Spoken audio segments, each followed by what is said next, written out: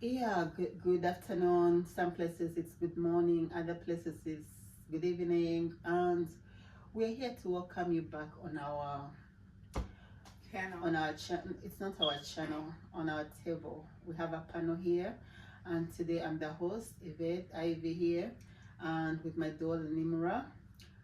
Please, Hi. okay. We are grateful for those of you who have taken out time to watch our panel. We talk about things like the love of God, how to raise our kids, how to understand our children. And today we're going to talk about sleepovers. It's been a very hard topic, especially for me as a parent. I don't believe in sleepover, but recently my daughters were like, "Ma, why don't you try it and you see why you like it or not?"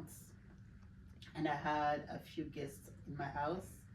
Of course, I wanted to be the one to host the sleepover because the nature of places and homes you send your children, you have to really be comfortable with the people coming to your house and who you're hosting in your house. And I was happy to host two ladies, very polite, God fearing, and very disciplined. And I thank God for their parents too, because they raised them very well. So, my first question is, what is it about sleepovers that you children like? I feel that I like just the feeling of getting to see my friends and like the next day we get to spend together. Mm-hmm. I don't really know. We get to like watch movies together. We get to play like say I'm on call with them. Like it's like I get to see them in person. And actually get to talk to them because when you're on call with them, it's kind of like it kind of lags or like you can't Mm-hmm. hear them sometimes. So I just want to have like the experience of a sleepover. And were you satisfied with it? Yes, 10 out of 10 would do it again. I don't know about doing it again because it was an experience I wanted you guys to experience, and I'm grateful for the parents that sent their daughters over. You know, one of the things that I have, and some of the other parents have asked about sleepovers, they don't believe in who they're sending their children to, or sometimes how the kids, after the parents go to bed, what they do. Some children, if they're not strictly supervised, they go into behaviors like drinking, smoking, doing drugs. Others get into hideous behaviors. So, as a parent who experienced a sleepover with my girls, I would love to tell some parents that you need to know the crowd, where your child and who her friends are. It's okay if you're comfortable, but those who are not comfortable with it, you need to know who you're sending your child to. You need to know what they believe. You need to know what their faith is. Many times we send our children to people who have different faith, and because they have different faith, there is something different about the kids that cannot be the same. So maybe what I would say is,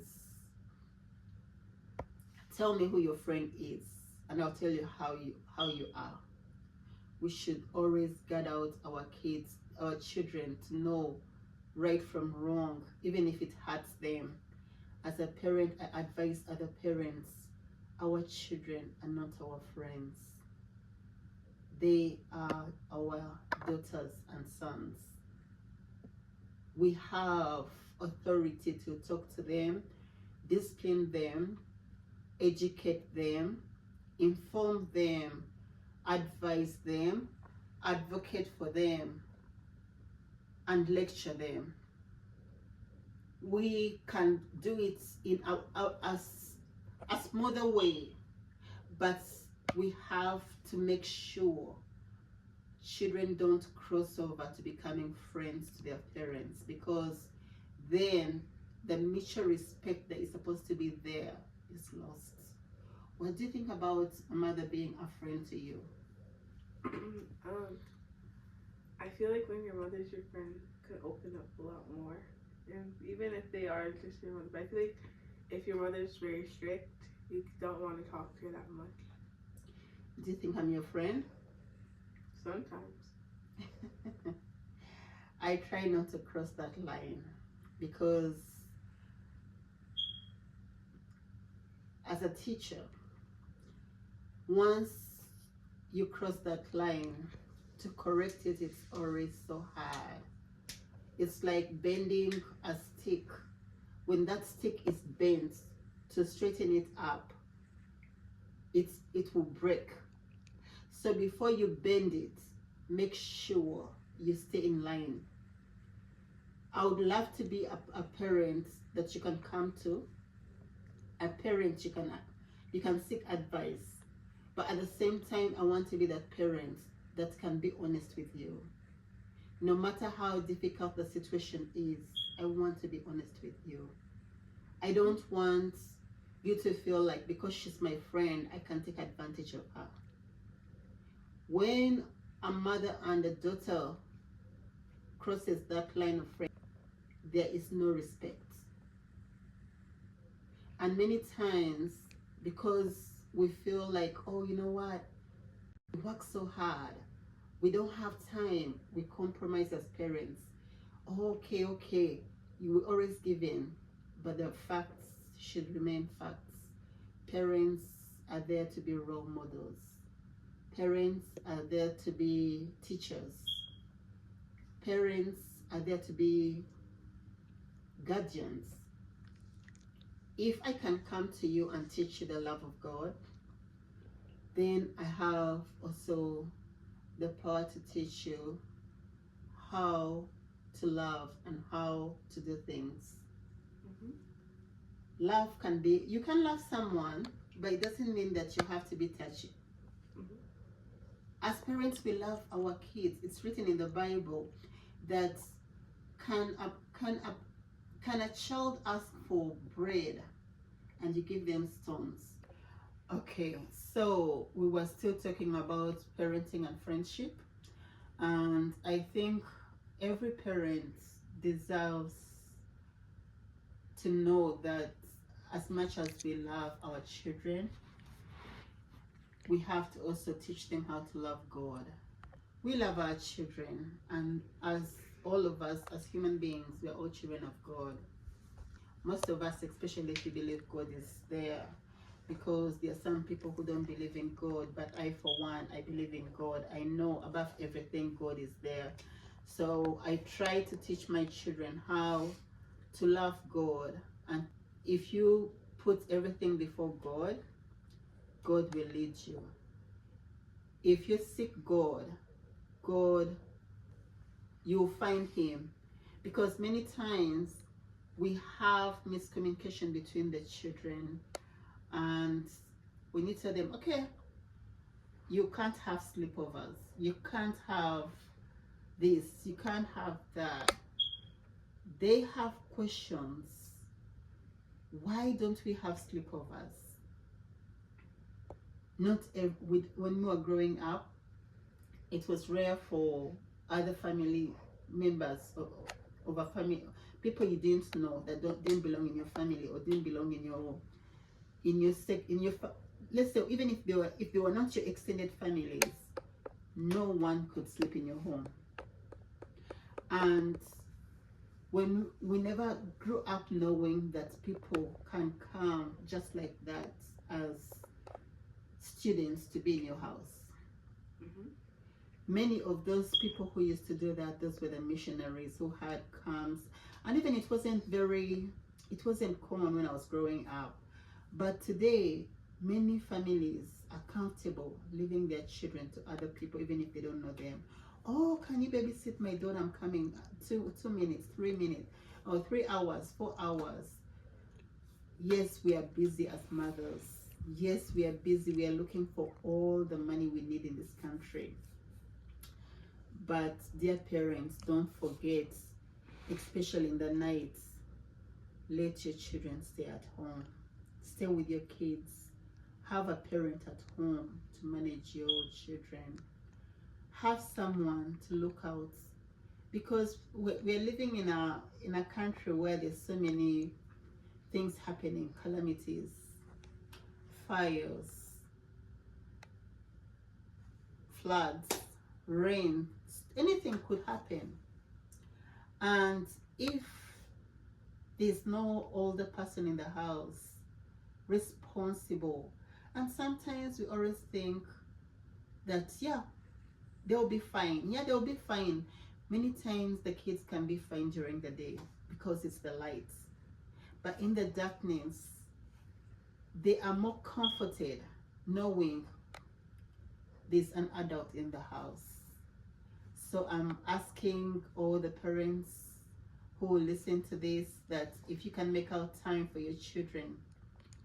I understand that's the nature of the country we live in. You have to look for an income, you have to be there. But if there's a possibility that you can be home at night, it's always good to watch over your kids. At night, if you can, you wake up and pray over your children's heads and bless them and cry to the Almighty to, to guide them, because as parents, we are given that from God.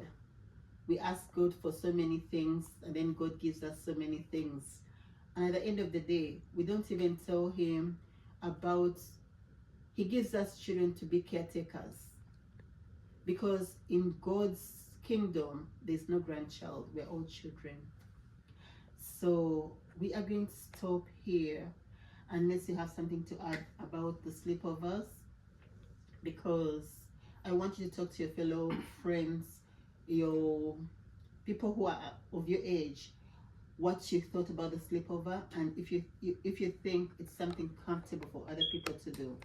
I feel like if I was having like a sleepover with like a friend that I just met like this year, or no, let's say like a friend I met like 3 months ago, I wouldn't really be like as comfortable. It wouldn't have really been that fun.